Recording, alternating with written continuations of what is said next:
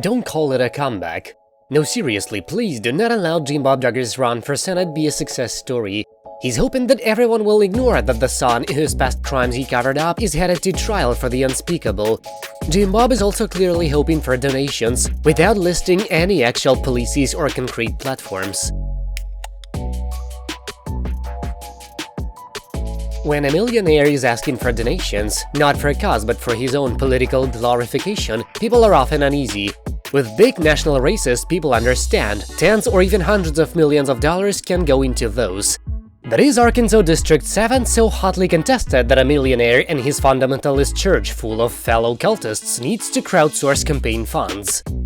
Bob apparently thinks so. Or perhaps he is so focused on continuing to use his wealth to control his children that he can't be bothered to foot the bill. Either way, his campaign site is an all-too-real thing that exists, and he has a lot to say. I'm running for state senate because these are unprecedented times in our nation. Out-of-control bureaucrats have put politics over common-sense policy. Bob says that they've done this with government mandates that force people to choose between earning a paycheck and violating their personal rights and beliefs.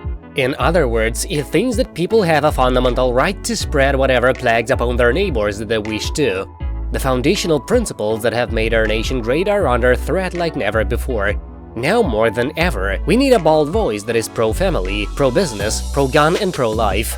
It's time for conservatives to demand courageous leadership that puts Arkansas families, jobs and our constitutional liberties first. I look forward to being your voice in the Arkansas State Senate. Well, that's all very gross. Years ago, internet trolls who wanted to silence and shame good, decent people came up with a term. That term is virtue signaling, as if people would only do and say good things for attention. Something that seems much realer is what we like to call malice signaling, loudly letting the world know how bad you are. That is precisely what Bob is doing here. Just look at the term pro-family. What does it mean? Who is anti-family exactly? That term doesn't really mean anything, and yet it always serves to signal that the speaker has malevolent intentions.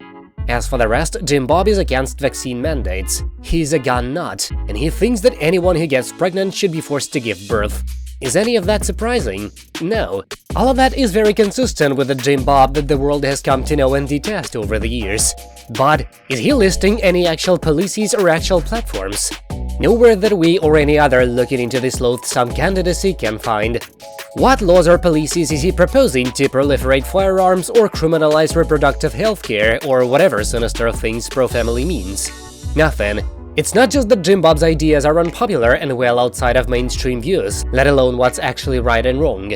It's also that he's not proposing any solutions to these non-problems, he just wants cash. Like other con men before him, Bob is probably going to get that cash too. In fact, he could be looking at a win-win scenario. Even if Bob hopefully loses his political run, we all know that there are ways to funnel political donations into one's own businesses and turn a profit. But perhaps the most unnerving part of all of this isn't Bob's sinister views. As we noted, they are not surprising, and unfortunately the political arena has no shortage of malevolence, bigotry, greed or dishonesty. The most twisted part might be that Bob is trying to make this comeback as Josh's trial looms. There will be a hearing on November 18th. The trial begins in earnest on November 30th. Josh is on trial for receiving and possessing photos and videos of the sexual abuse of children. Little girls' lives were ruined by adult men, and authorities traced one of the downloads of that content to Josh's computer. Bob's candidacy at such an awkward time could mean that he believes Josh's claims. He would have to believe two absurd things: that Josh is innocent and that the justice system works flawlessly. If Bob believed both of those things, he would fully expect Josh to be acquitted and publicly vindicated. More realistically, Bob could be planning to either ignore Josh's trial or use it to his advantage. The first would mean saying that Josh is a grown man and he can't control what his son does. The second could mean claiming that his family is being attacked by leftists or Antifa or the devil. Bob is not a good person or a good father. He has not been and would not be a good politician. But with his family's reality career once again sabotaged by yet another Josh's scandal, he's obviously looking for a new way to make the world worse.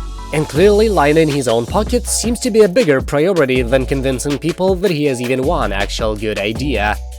That's it for now, thank you for watching, please subscribe to stay tuned.